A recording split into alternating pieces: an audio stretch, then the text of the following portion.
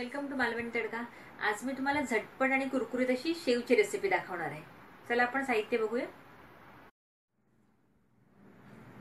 तिखट शेव बनवण्यासाठी मी हे 2 कप बेसन घेतले। हे चण्याच्या डाळीचं पीठ आहे आणि हे 1 कप मी तांदळाचं पीठ घेतले। अर्धा टीस्पून मी ओवा घेतला, थोडासा क्रश करून घेतलाय। शक्यतो बारीक शेव करायची असेल तर ओवा पावडर घ्यावी लागेल, नाहीतर हा शेवच्या जाळीमध्ये अडकू शकतो। चवीपुरतं तिखट आहे, पाव चमचा हळद आहे आणि हे चवीपुरतं मीठ आहे। हा खाण्याचा सोडा आहे चिमूटभर आणि हे 1 टेबलस्पून तेल घेतले। हे मी पीठ मळताना मिक्स करून घेणार आहे। तळण्यासाठी तेल घेतले आणि हे पाणी घेतले पीठ मळण्यासाठी। आता या चण्याच्या डाळीच्या पिठामध्ये मी हे तांदळाचं पीठ मिक्स करून घेते। ओवा घालणार आहे, लाल तिखट तुम्ही चवीप्रमाणे कमी जास्त करू शकता, हळद आणि मीठ आणि हा सोडा आहे आणि चमचाभर तेल पण मी मिक्स करून घेणार आहे। आता हे सर्व मी चांगलं मिक्स करून घेणार आहे। ते सर्व पदार्थ असे मी एकत्र मिक्स करून घेतले। आता मी थोडं थोडं याच्यामध्ये पाणी घालून मी हाताने मळून घेणार आहे।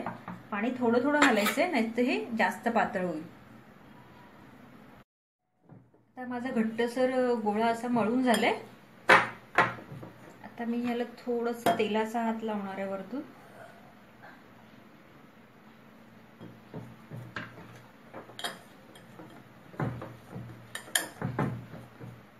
आणि हा आता 15 मिनिटं आपण असं झाकून साईडला ठेवून देऊया।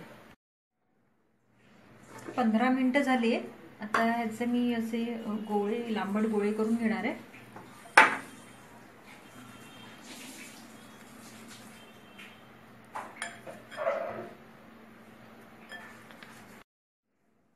आता याचे मी 3 असे लांबट गोळे करून घेतले आणि हा मी शेवचा साचा घेतलाय, चोऱ्या घेतलाय। ह्याच्यामध्ये मी गोळा भरून घेणार आहे।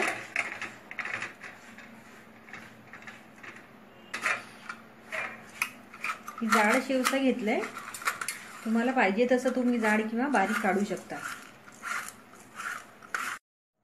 मी ते गॅसवरती कढई ठेवली आणि त्याच्यामध्ये मी हे तेल तापत ठेवलं होतं। तेल आता गरम झालंय, तर मी ह्याच्यामध्ये शेव पाडून घेणार आहे। शक्यतो गॅस स्लो ठेवायचा आहे आणि स्लो मीडियम गॅसवरती शेव तळायची, नाहीतर जास्त लाल होईल।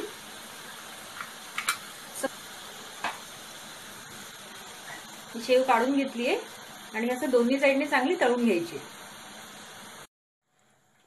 मी सुरुवातीला गॅस स्लो ठेवला होता, पण आता थोडासा मीडियम गॅस ठेवले आणि आता हे एका साईडने भाजली गेली, तर ही परतून दुसऱ्या साईडने पण चांगली तळून घ्यायची।